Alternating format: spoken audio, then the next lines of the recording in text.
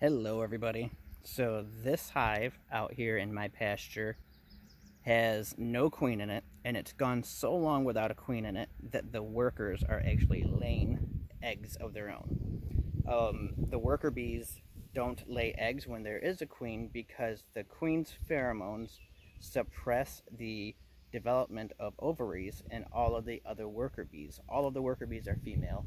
Any one of them is capable of laying eggs, but the queen pheromones prevent that from happening. But when there's no queen, the ovaries develop and the workers are able to lay eggs. The thing is, the workers don't actually go out and have a mating flight. They don't have the queen pheromones to attract a drone to breed them.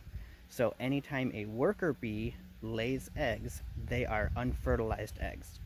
Now, the crazy science behind it is that an unfertilized egg, whether laid by a queen or a worker bee, develops into a drone. I'm going to try to grab this drone right here. This great big bee right here is a drone. They do not sting. They can bite, but they don't actually sting.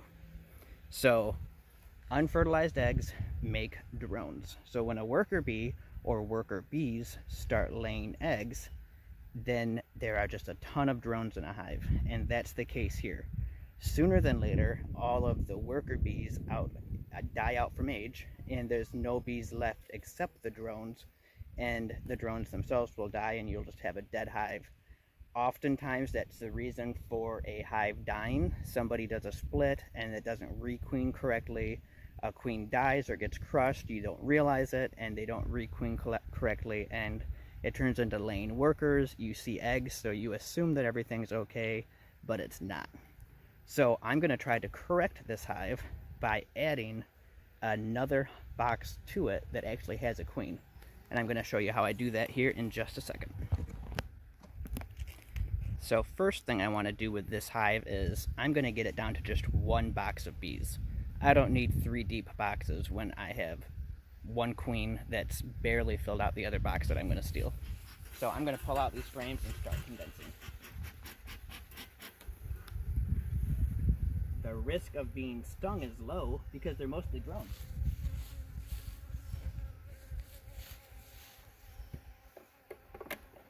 Just going to set these blank foundation frames off to the side here. See a few bees in here, not a ton.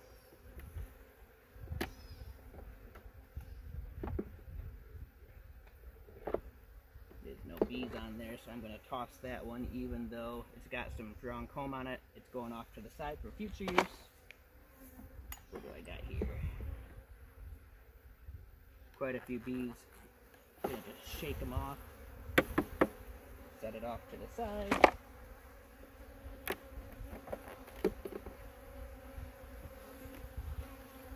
Keep going right through the hive like this.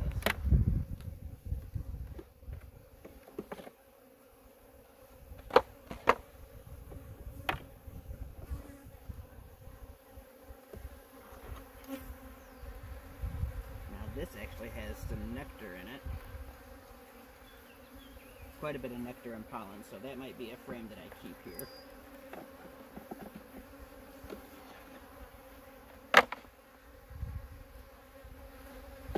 Get out here and do some yard maintenance. I'm going to take this box off, give them some smoke down in here.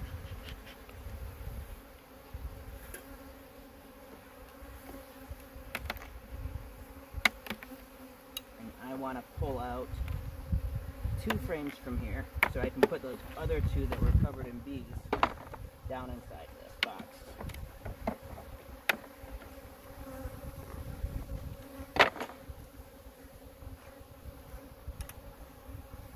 So this frame had the nectar. I'm going to drop it in there.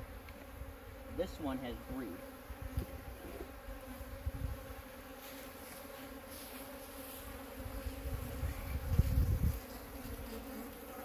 So all of this brood is drone brood on here. And I don't know if the camera will get it, there's actually larvae down inside these cells.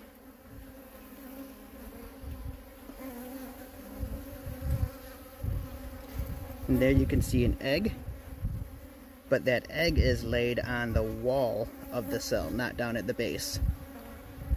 Let me find another good one here. The camera doesn't get down in there very deep, but all of this is drone brood. There's another egg laid on the side wall.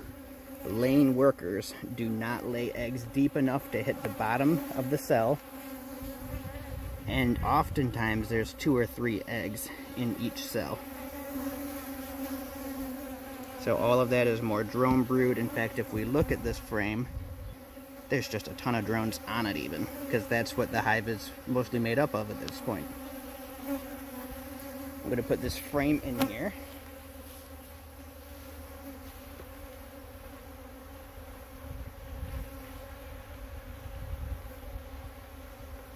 Now the reason I'm trying to save this hive is because there's actually a lot of bees in it. So there's no point in letting those workers go to waste if I don't have to. So what I'm going to do here is lay down a queen excluder, keep them comfortable for a minute, while I go all the way over there, way back there. And I'm going to grab that hive, because that hive has a queen.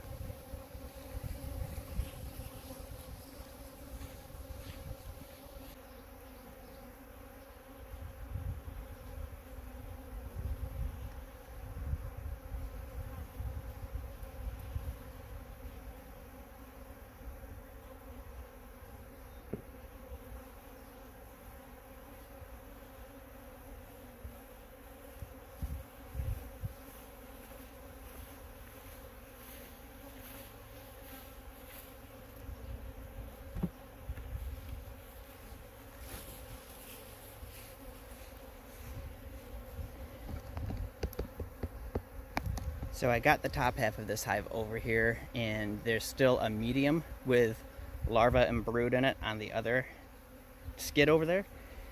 I'm going to give this a whole bunch of smoke, because I want to block any pheromone that might be in this laying worker hive.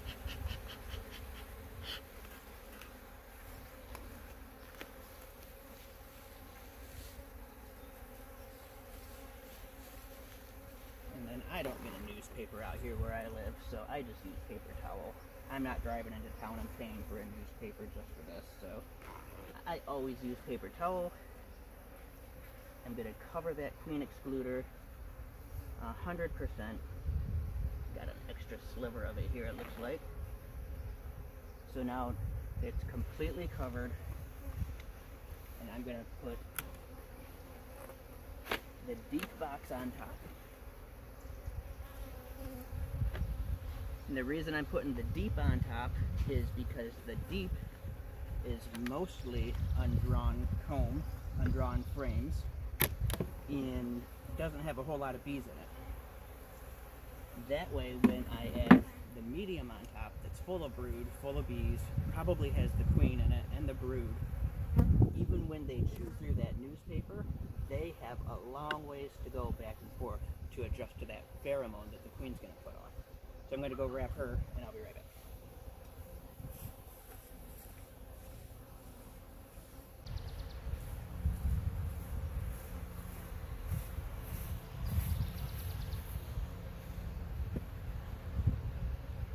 So this has the queen. There's a bunch of bees. There's a lot of brood. This is my only hope of trying to save a queenless hive that is gone to a laying worker situation. The bees up here definitely outnumber the bees down there, but they also have that queen pheromone that's going to just give them that extra drive to take over. They'll protect the queen if the bottom bees work up too quickly, and this should be enough to correct this hive without losing a whole bunch of bees that went bad. So I'm going to slap the cover on there, and then I'll check back in a week or so and see how things went.